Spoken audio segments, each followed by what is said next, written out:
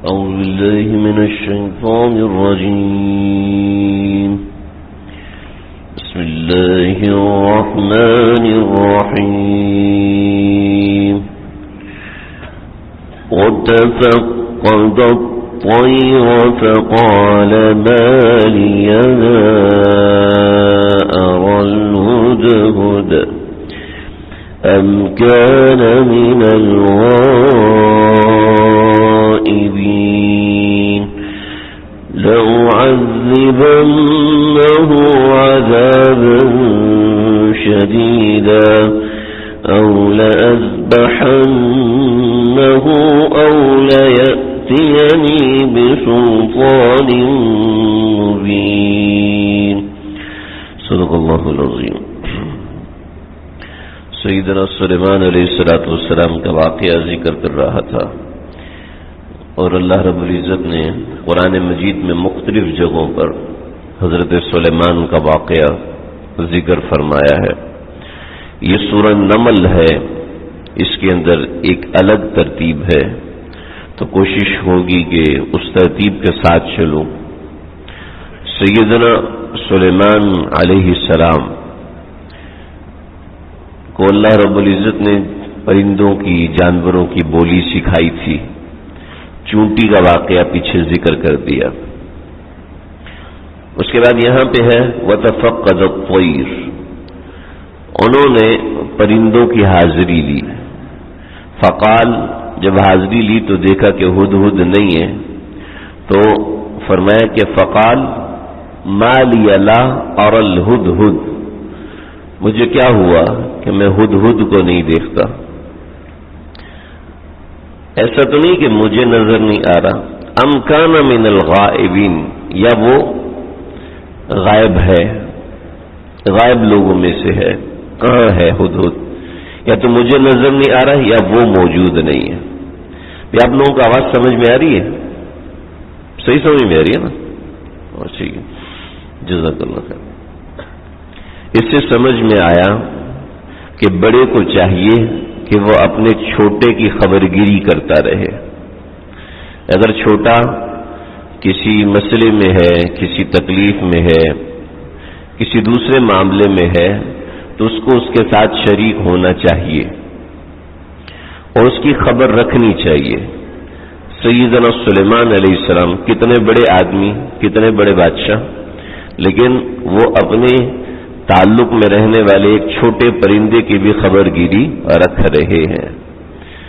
جب ایک غیر کی خبرگیری رکھنا ضروری ہے جو ہمارا ماتحت ہے، تو اپنی اولاد تو بہت بڑی چیز ہے نا، اپنے ماں باپ تو بہت بڑی چیز ہے. تو مومن کی ذمہ داری ہوتی ہے اپنے ماتحتوں کی خبرگیری رکھے. خاص طور پہ جو امیر ہے، بڑا ہے، اس کی ذمہ داری ہے کہ اپنے ماتحتوں کی خبر رکھے. چنانچہ حضرت عمر رات کے وقت گشت کرتے ہوئے جنگل میں پہنچے ہیں، تو عورت رو رہی ہے، اس کے بچے رو رہے ہیں. لمبا واقعہ آپ حضرات نے سنا ہوگا. کھانا تیار کر کے دیا. جب کھانا تیار ہوا تو وہ عورت کہنے لگی کہ اللہ عمر کو پوچھے گا. کبھی عمر کا کیا قصور ہے؟ آپ جنگل میں بیٹھے ہیں. کہ عمر کا قصور ہے؟ اگر نہیں ہے تو ہمارا امیر کیوں بنا ہے؟ سمجھ رہے؟ تو میں اور آپ اور ہم سب اپنے گھر کے امیر ہیں، اپنے گھر کے ذمہ دار ہیں. ہمیں اپنے بچوں کی تعلیم و تعلم، ان کے کھانے پینے، ان کی تعلیم و تربیت، ان کے دیگر معاملات کی خبرگیری رکھنا ہماری ذمہ داری ہے. بیوی کے ان معاملات کی خبرگیری رکھنا ہماری ذمہ داری ہے. اس کی تربیت کی خبرگیری رکھنا یہ مرد کے ذمہ ہوتا ہے. عورت کے ذمہ ہے کہ وہ اپنے بچوں کی خبر رکھے کہ میرے بچے تعلیم کیسے حاصل کر رہے ہیں، بجائے ان کے کال پیکیجز کے اوپر لگے ہوئے، واٹس ایپ کے اوپر لگے ہیں، کبھی ہنس رہے ہیں، کبھی فنی کلپس دیکھ رہے ہیں. تو اس طریقے سے غافل ہو کے رہنا یہ ہماری شریعت نے نہیں سکھایا. سمجھ رہے جی؟ چنانچہ حضرت سلیمان علیہ السلام نے اپنے ماتحت کی کمی دیکھی تو دو باتیں کی. سب سے پہلے اپنی کمی کی طرف اشارہ کیا اور پھر اس کی کمی کی طرف اشارہ کیا. سمجھ رہے؟ سب سے پہلے اپنی کمی، مالی اللہ ارل حدود، مجھے نظر نہیں آ رہا. سب سے پہلے اپنے بارے قصور کو اپنی طرف نسبت کیا. ہمارے گھر میں کوئی معاملہ ہو جائے سب سے پہلے غصہ بڑے بچے کے اوپر ہوتا ہے کہ نہیں؟ سب سے پہلے غصہ بیوی کے اوپر ہوتا ہے. سب سے پہلے ہم دوسرے کو قصوروار سمجھتے ہیں. اپنی علمی کوتاہی ہم کبھی سمجھنے کو تیار نہیں ہوتے. اپنی سوچ کی کوتاہی ہم کبھی سمجھنے کو تیار نہیں ہوتے. فوراً کمی کو دوسرے کی طرف منسوب کرتے ہیں. حضرت سلیمان نے کمی کو اپنی طرف منسوب کیا. مالی اللہ ارل حد، مجھے نظر نہیں آ رہا. ام کان من الغائب، یہ واقعہ وہ غائب ہے، واقعہ وہ موجود نہیں ہے، یہ مجھے بتاؤ. تو سب سے پہلے خبر گیری رکھنا ضروری ہے. خبر گیری کے اندر پتہ چلے کہ کسی بندے کا قصور ہے تو اس قصور میں امیر کی ذمہ داری ہے پہلے اپنی کمی دیکھے، کہیں میرے اندر تو کمی نہیں ہے. جب اپنے اندر اس کمی کا ازالہ محسوس ہو رہا ہے تو پھر دیکھے دوسرے کی کیا کمی ہے. اگر اپنی کمی ہے تو اس کو خاموشی سے دور کرنا ہے. اگر دوسرے کی کمی ہے تو لأعذبنہ عذابا شدیدا، اس کو سزا دے سکتا ہے. لأعذبنہ، میں سزا دوں گا، اس کو بہت سخت سزا دوں گا. او لأذبحنہ، یا ذبح کر دوں گا. یعنی انتہائی قدم اٹھانے تک کی دھمکی دی جا سکتی ہے، انتہائی قدم اٹھایا جا سکتا ہے. اور کیا ہے؟ او لیأتینی بسلطان مبین، یا میرے پاس کوئی وجہ لے کے آئے، کوئی واضح وجہ لے کے آئے کہ وہ کہاں ہے، وہ غائب ہے تو کیوں غائب ہے، واضح وجہ مجھے پتہ چلنی چاہیے. تو سامنے والے کو محض قصور، سامنے والے کی کمی نظر آ گئی. اب سامنے والے کو محض قصور وار نہیں ٹھہرانا، بلکہ اس کی بات کو کے اندر گنجائش رکھنی ہے. ایک تو قصور کیا تو یہ سزا ہے، اور اگر قصور نہیں ہے تو واقعتاً وجہ ہے اس کام کے کرنے کی، تو پھر جو ہے میں اس کو چھوڑ دوں گا، اس کو معاف کر دوں گا.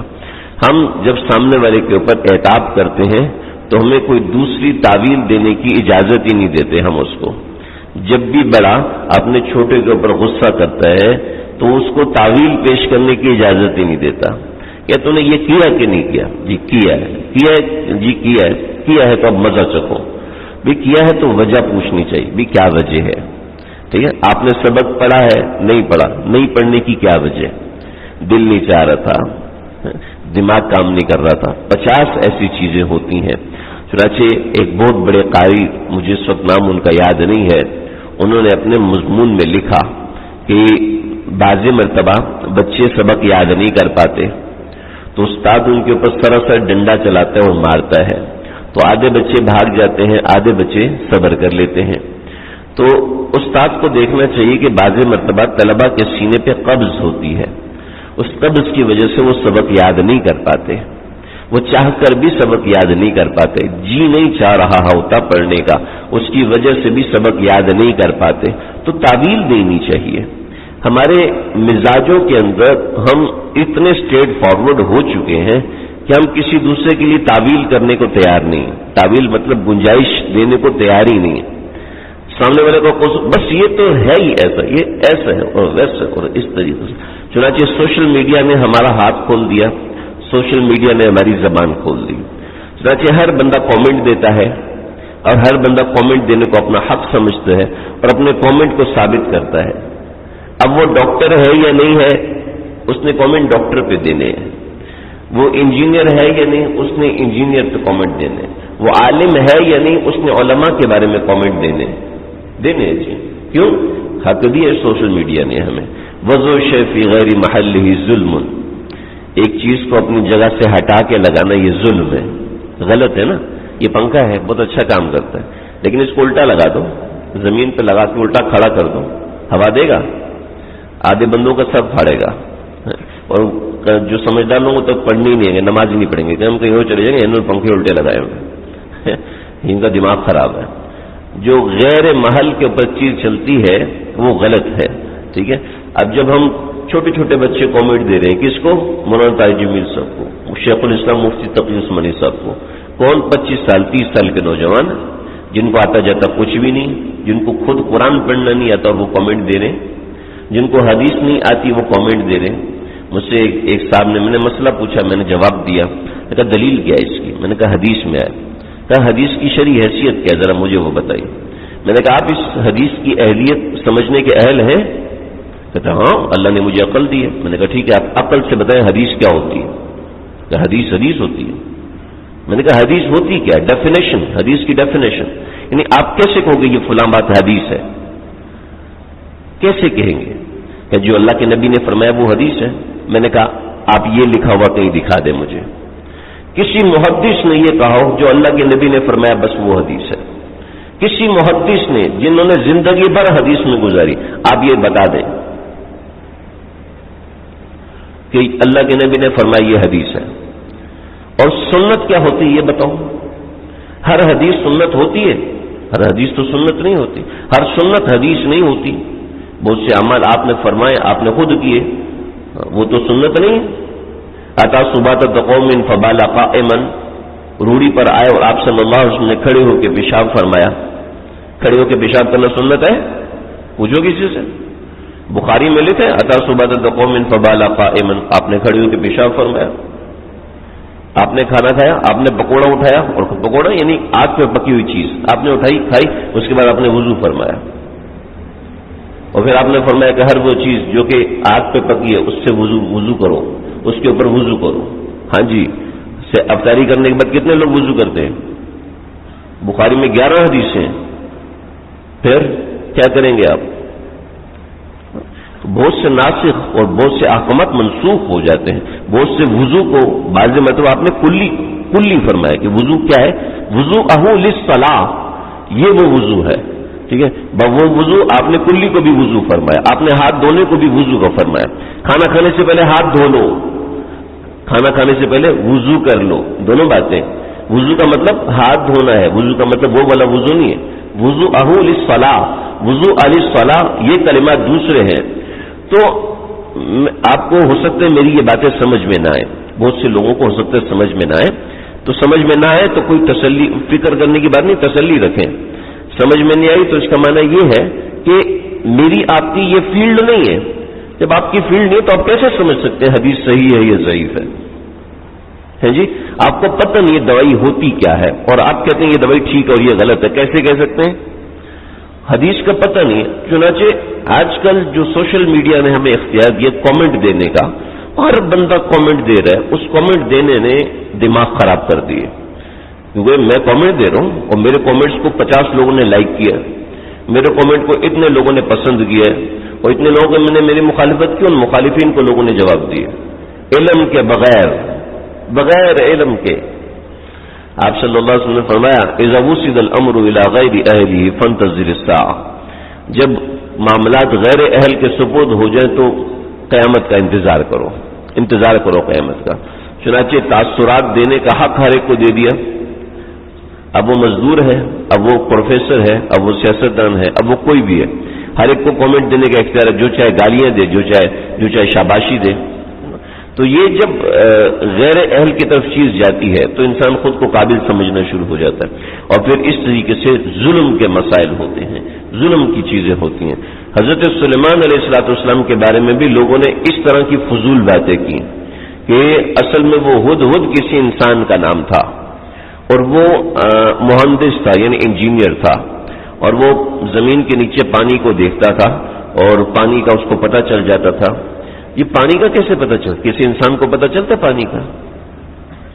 تو یہ کہنے کی عجیب فضول قسم، یعنی جو قرآن مجید نے معجزات ذکر کیے ہیں، بہت سے لوگوں نے ان معجزات کا انکار کیا ہے، اور اس میں ایک یہ بھی ہے کہ حضرت سلیمان فقال ما لی الا اری الہدہد، میں ہدہد کو نہیں دیکھ رہا، ہدہد کدھر ہے؟ جب ہدہد کدھر ہے یہ حضرت، تو وہ ہدہد کسی انسان کا نام تھا، پرندے کا نام نہیں تھا۔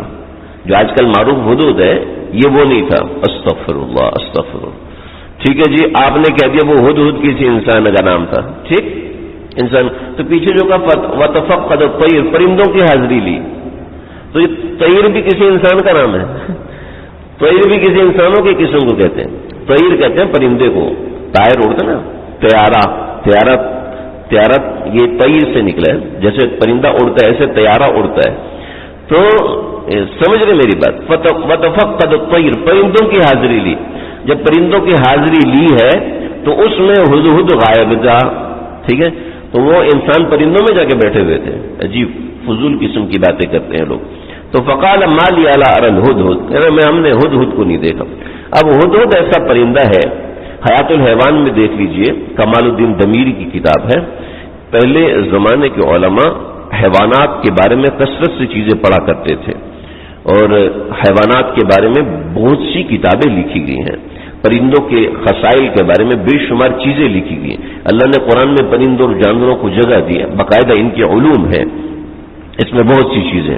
تو فرماتے ہیں کمال الدین دمیری رحمۃ اللہ علیہ کہ ہدہد ایسا پرندہ ہے جو اس علاقے میں ہوتا ہے جس زمین کے نیچے میٹھا پانی ہوتا ہے. عام طور پر ہدہد اسی علاقے میں پایا جاتا ہے جہاں زمین کے نیچے میٹھا پانی ہوتا ہے. حضرت عبداللہ بن عباس رئیس المفسرین انہوں نے یہ بات فرمائی کہ ہدہد جو تھا یہ پانی کی ڈیوٹی پہ تھا. حضرت سلیمان علیہ السلام کو بتاتا تھا کہ کس جگہ زمین کے نیچے پانی ہے. تو ایک سفر میں دیکھا کہ ہدہد غائب ہے تو بڑے پریشان ہوئے. یہ بات فرمائی تو ایک رافضی آیا اور رافضی نے کہا آپ کی بات پہ مجھے بڑی حیرت ہوتی ہے. کیا؟ کہا میرا ایک بچہ ہے، اس نے درخت کے درمیان جال لگایا، جب ہدہد وہاں سے اڑا ہے تو جلدی سے وہ جال میں پھنس گیا. اس کو زمین تو نیچے ہے، اس کو ہوا میں لگا ہوا جال تو نظر نہیں آیا، اس زمین کے اندر چھپا ہوا پانی اس کو کیسے نظر آ جاتا ہے؟ یہ مجھے آپ کی بات سمجھ میں نہیں آئی. تو حضرت عبداللہ بن عباس فرمانے لگے کہ مجھے پتا تھا تیری جیسی عقل کے لوگ ایسے سوال کریں گے. ارے میاں جب تقدیر آئی ہوتی ہے تو اس وقت انسان کی عقل اور انسان کا دماغ ختم ہو جاتا ہے. سمجھدار قسم کے لوگ ہوتے ہیں ایکسیڈنٹ کرتے ہیں، کیا اس وقت پاگل ہو چکے ہوتے ہیں، اندھے ہو چکے ہوتے ہیں؟ نہیں، سمجھ نہیں آتا. جب بھی کسی کا ایکسیڈنٹ ہوتا ہے پوچھ لو اس سے، اس وقت دماغ نے کام نہیں کیا ہوتا. چنانچہ حضرت عمر منبر رسول پر کھڑے ہیں اور منبر رسول پر کھڑے ہو کے شام میں حضرت ساریہ جنگ لڑ رہے ہیں تو کھڑے کہتے ہیں یا ساریہ الجبل، ساریہ پہاڑ پہ چڑھ جاؤ. ٹھیک ہے، ممبر پہ کھڑے ہو کے شام کو دیکھ رہے ہیں اور سارے صحابہ گواہ ہیں اس کے اوپر. ٹھیک، لیکن ممبر کے پیچھے چھپا ہوا فیروز لولو مجوسی نظر نہیں آیا. جب تقدیر آتی ہے تو عقل اور آنکھ معاف ہو جاتی ہے. حضرت وحشی نے 3 لوگوں پہ حملہ کرنا تھا. سب سے پہلے رسول اللہ صلی اللہ علیہ وسلم پہ حملہ کرنا تھا، لیکن دیکھا کہ آپ صلی اللہ علیہ وسلم تو چاروں طرف سے گھرے ہوئے، تو دوسرے نمبر پہ اس کو حملہ کرنا تھا حضرت علی پر. جب اس نے دیکھا کہ حضرت علی جب تلوار چلاتے ہیں تو ان کو آگے کا تو پتہ چلتا ہے لیکن پیچھے کا بھی پتہ چلتا ہے. اگر پیچھے سے کوئی تیر آ رہا تو فوراً گھوم کے وہ تیر روک لیتے ہیں. حضرت علی کو اللہ نے ایسی فراست اور ایسی فہم عطا فرمائی. یہ مہارت ہوتی ہے، انسان کو پتہ چل جاتا ہے. جو کرکٹ کے ماہر ہوتے ہیں ان سے پوچھو چھکا کیسے لگاتے ہیں، پتہ لگ جاتا ہے. گیند یہاں پہ آئے گی پھر ایسے کر کے پھر یوں اٹھانا، ایسا تو نہیں ہوتا. جو بیڈمنٹن کھیلتے ہیں وہ کتنی اسپیڈ سے کھیل رہے ہوتے ہیں، جو ٹیبل ٹینس کھیلتے ہیں وہ کتنی اسپیڈ سے کھیل رہے ہوتے ہیں. یہ فوراً کے فوراً ان کا دماغ چلتا ہے کہ وہ ابھی شاٹ کرے گا تو اس زاویے سے شاٹ کرے گا، پہلے سے وہاں پہنچا ہوتا ہے.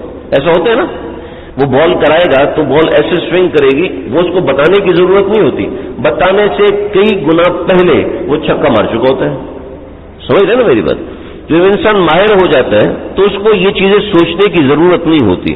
تو حضرت علی تلوار چلانے میں ماہر تھے، ان کو پیچھے سے آنے والے تیر کا بھی اندازہ ہو جاتا تھا اور آگے سے آنے والی چیز کا بھی اندازہ ہو جاتا تھا. سمجھ رہے؟ جو کمپیوٹر پہ کمپوزنگ کرتے ہیں اور آج کل ہر بندہ موبائل پہ کمپوزنگ کرتا ہے، تو کوئی سکھا سکتا ہے کسی کو کہ کس طریقے سے کمپوزنگ میں کر رہا ہوں؟ بتا سکتا ہے. اور بھائی خود ہی دماغ انگلیاں عادی ہو جاتی ہیں. گاڑی چلاتے ہوئے گیئر لگاتے ہیں، گیئر لگانا سمجھانے کی ضرورت ہوتی ہے. کچھ عرصے بعد انسان عادی ہو جاتا ہے، انسان کو خود ہی پتہ چل جاتا ہے یہاں گیئر لگانا یا نہیں لگانا. تو ایسے ہی حضرت علی جب جنگ لڑے تو اندازہ ہو جاتا ہے. لیکن کیا ہے، لیکن یہی ہے کہ فجر کی نماز میں مسجد میں آ رہے اور صرف سامنے سے آنے والے بندے نے گردن پہ وار کیا، پتہ ہی نہیں چلا. کہ جب قضا آتی ہے تو انسان کی عقل ختم ہو جاتی ہے. ابن عساکر رحمۃ اللہ علیہ نے ایک واقعہ نقل فرمایا، علامہ ابن کثیر نے بھی وہ واقعہ نقل کیا ہے، بڑا زبردست واقعہ ہے۔ حضرت ایک بڑے بزرگ تھے، 80 برس عمر تھی ان کی، حضرت عبداللہ برزی۔ حضرت عبداللہ برزی یہ بڑے صوم و صلات کے پابند تھے اور مرجع الخلائق، لوگ بڑی محبت فرماتے اور بڑا ایک مجمع تھا ان کے ساتھ، لیکن ایک آنکھ پہ ان کی پٹی بندی رہتی تھی، یعنی ایک آنکھ ان کی نہیں تھی اور ایک آنکھ ان کی کام کرتی تھی۔ تو ان کا ایک شاگرد تھا، اس شاگرد نے کہا کہ حضرت آپ مجھے بتائیں کہ یہ آپ کی آنکھ کے ساتھ حادثہ کیسے پیش آیا؟ تو ایک زمانے تک اس نے ان کی خدمت کی لیکن وہ نہیں بتاتے تھے، پھر بھی اس نے کہا نہیں آپ مجھے بتائیں۔ تو ایک دن وہ بڑے مجبور ہوئے اور بڑے مجبور ہو کے انہوں نے بتایا، اپنے جو شاگرد تھے حضرت سلمان بن زید، بڑے محدث گزرے ہیں سلمان بن زید، تو انہوں نے کہا کہ آپ مجھے بتائیں کہ آپ کی آنکھ کیسے ضائع ہوئی؟ تو کہنے لگے کہ اصل میں دمشق ایک شہر ہے، اس کے پاس ایک چھوٹا قصبہ ہے برزہ، میں وہاں کا رہنے والا ہوں۔ تو وہاں پر دو کوئی بہت ہی بڑے بزرگ آئے اور انہوں نے کہا کہ بھی ہمیں کسی وادی میں لے کے چلو، ہم نے وہاں پر ایک عمل کرنا ہے۔ تو کہنے لگے میں ان دونوں کو ایک وادی میں لے کے گیا، تو وہاں پر انہوں نے بخور جلائے، اگربتیاں جلائیں اور خوشبو جلائی۔ جب کافی ساری خوشبو پھیلنے لگی تو مختلف جگہوں سے سانپ آنا شروع ہوئے اور ان دونوں کے گرد سانپ کافی سارے جمع ہو گئے۔ لگے ایک ہاتھ جتنا سانپ تھا، چھوٹا سا ایک سانپ تھا جو کہ سیاہ رنگ کا تھا، لیکن اس کی آنکھیں بالکل سونے کی طرح دہک رہی تھی، ایسے چمک رہی تھی۔ تو یہ دونوں اس سانپ کو دیکھ کے بڑے خوش ہوئے، کہنے لگے آج بڑی قسمت کا دن ہے کہ ہماری پورے سال کی محنت نے کام کیا ہے۔ تو انہوں نے ایک سلائی لی، ایک سلائی جو سرمے دانی کی سلائی ہوتی ہے، وہ سلائی لی اور سلائی اس سانپ کی آنکھ میں لگائی اور پھر اپنی آنکھ میں لگائی۔ جب اپنی آنکھ پہ لگائی تو بڑے خوش ہوئے اور تو اس نے کہا کہ حضرت عبداللہ برزہ، کہنے لگے کہ آپ برائے مہربانی مجھے بھی یہ لگا دیجئے۔ نے کہا نہیں ہم نہیں لگائیں گے، لیکن اس نے بڑی منتیں کی تو انہوں نے اس کی ایک آنکھ میں سلائی لگائی۔ جب سلائی لگائی تو کہنے لگا کہ میں نے عجیب و غریب حالات دیکھے کہ مجھے زمین شیشے کی طرح سفید ہو گئی اور زمین کے نیچے جہاں پتھر ہیں، جہاں پانی ہے، جہاں دوسری چیزیں مجھے صاف واضح نظر آنا شروع ہو گئی کہ اللہ رب العزت نے آنکھ میں وہ جلا پیدا فرما دی کہ وہ سب چیزیں دکھنا شروع ہو گئی جو زمین کے اندر ڈھکی ہوئی تھی۔ لیکن میں وہ چیزیں دیکھ کے بھاگنے لگا تو انہوں نے مجھے پکڑا اور پکڑ کے آنکھ میں انگلی ڈالی اور آنکھ باہر نکال دی، کہا کہ تو اللہ کے رازوں کو قابو نہیں کر سکتا، تو لوگوں کو بتانا شروع کر دے گا تو فتنے پھیلنا شروع ہو جائیں گے، لہٰذا اس کی آنکھ نکال دی۔ کہا اس وقت سے یہ میری آنکھ نکلی ہوئی ہے، میں اس وقت سے کانا ہوں۔ تو اللہ جس کی آنکھ میں چاہے جیسے روشنی پیدا فرمائے، اللہ جس کی آنکھ میں، ہماری آنکھ میں 3 ڈائمنشن کو رکھا ہے اور مرغے کی آنکھ کو 4 ڈائمنشن رکھا، اس کو فرشتے بھی نظر آتے ہیں، اور گدھے کی آنکھ کو 4 ڈائمنشن ایسے رکھا ہے کہ اس کو صرف شیطان نظر آتا ہے، اس کو فرشتے نظر نہیں آتے۔ تو جو اللہ چاہے دکھا دے، جو اللہ چاہے نہ دکھائے۔ آپ اپنی مرضی کا خواب دیکھ سکتے ہیں؟ نہیں دیکھ سکتے، جو اللہ چاہیں گے دکھائیں گے۔ تو یہ وہ چیزیں ہیں۔ تو ہدہد کو کیسے پانی نظر آتا ہے آپ اس سے سمجھ سکتے ہیں کہ ہدہد کو کیسے پانی نظر آتا ہے۔ اب کچھ دفعہ کا غیر اباری کچھ وقت گزرا تھا تو حضرت سلیمان علیہ السلام نے دیکھا کہ ہدہد آ گیا۔ اب ہدہد جو آیا تھا وہ ملکہ بلقیس کی خبر لے کر آیا تھا، اس کے حوالے سے بات انشاءاللہ آئندہ ذکر کروں گا۔ اللہ سمجھنے کے عمل کرنے کی توفیق عطا فرمائے۔ بسم اللہ الرحمن الرحیم، الحمد للہ رب العالمین، والصلاة والسلام علی سیدنا الانبیاء والمرسلین۔ ربنا تقبل منا انك انت السميع العليم وتب علينا انك انت التواب الرحيم۔ اللہ جو کہا ہے سنا ہے، کہنے والا بھی محتاج ہے، سننے والے بھی محتاج ہیں۔ اللہ ہم سب کی بگڑی بنا دیجیے، ہم سب کو قرآن سے تعلق رکھنے والا بنا دیجیے، دین کی سچی سمجھ اور فہم ہم سب کو عطا فرمائیے، دین کی سچی تڑپ ہم سب کو عطا فرمائیے، قرآن سے ذوق رکھنے والا بنا دیجیے، قرآن سے دل لگانے والا بنا دیجیے۔ ربنا تقبل منا انك انت السميع العليم وتب علينا انك انت التواب الرحيم۔ صلی اللہ تعالی علی محمد۔